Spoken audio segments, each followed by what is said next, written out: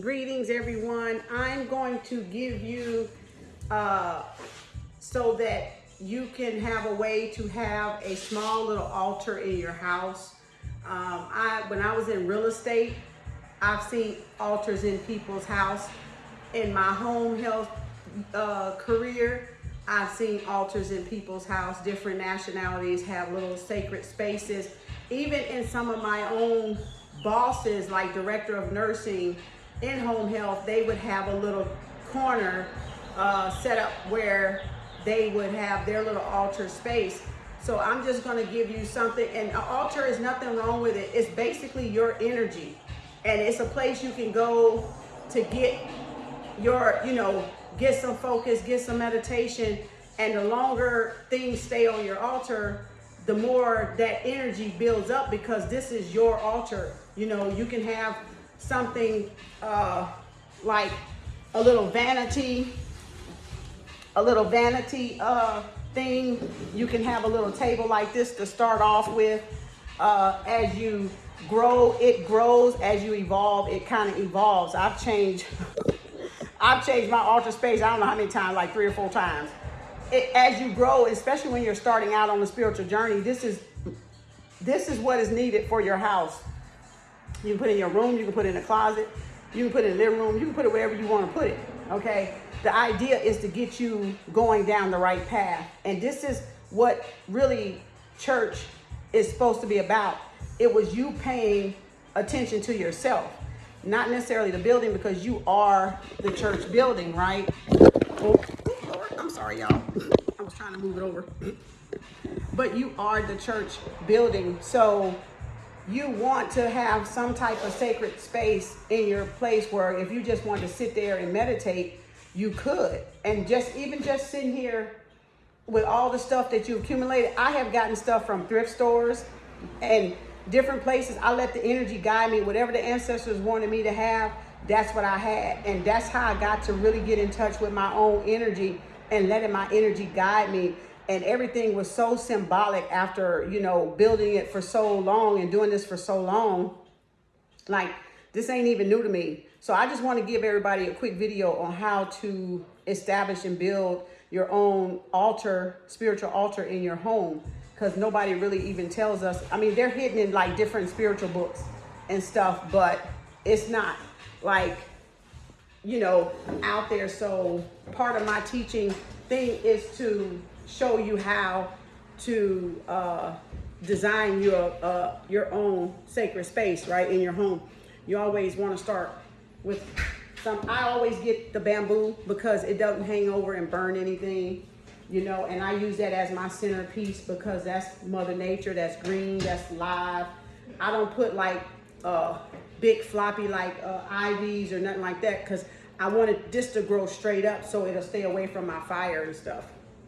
You always have a spiritual candle for your ancestors. You can have a little tray or a little bowl, right?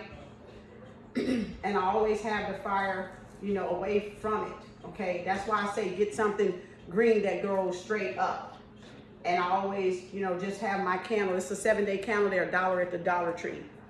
You always want to have the light, the fire for your ancestors. This is a little organite pyramid that I have. This is a sample altar. Some of this is my stuff, but I'm just showing you how to use it because I'm not going to show you mine, right? Always have water, right? Those are the elements: fire, water. Have you an incense, right? That's air, right? Basically, and then I have sage if I want to ever do some sage in a shell, right? Excuse me. Oh, that piece fell on the ground. You can have that. And you can find little things, whatever attract you, like from yard sales, depending on your color scheme. Blue is my favorite color, so a lot of my stuff is blue because that's my favorite color. And if you want, I work with Oshun a lot. I forgot my honey. So I have a brass. I might do some brass on there. I might do the mirror for Oshun because she likes to look in the mirror. I have my little scarab beetle. See, everything's blue on mine. So this is some of my actual stuff. Some of it is not. Some of it's just some of my daughter's stuff. Pine cone, representing your pineal gland opening up. You can do acorns, pine cones, get you some Egyptian artifacts. This y'all seen over there where I do my tarots. I'm just showing you how you can build it, right? Then you go to the crystal store. You might have this is my bowl I use over there also. You might want to put some crystals on there as well, because all of this is energy and it's going to charge up. It's going to charge by itself. I mean, if you want to do tea, you know, the tea light things, you can. I don't like to burn the oils.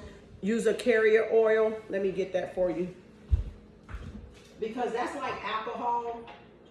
So I don't necessarily like using that, because it puts the fume up in the air.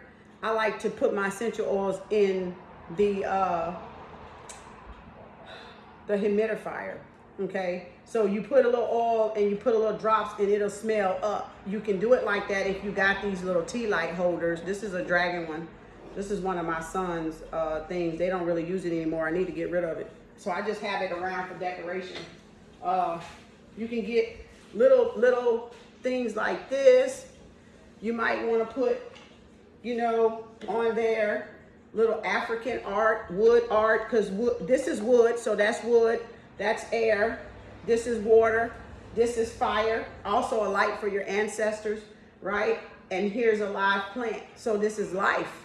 So you're creating a space of life, and you can sit here and you can meditate on there. Hold on, I gotta get one more thing.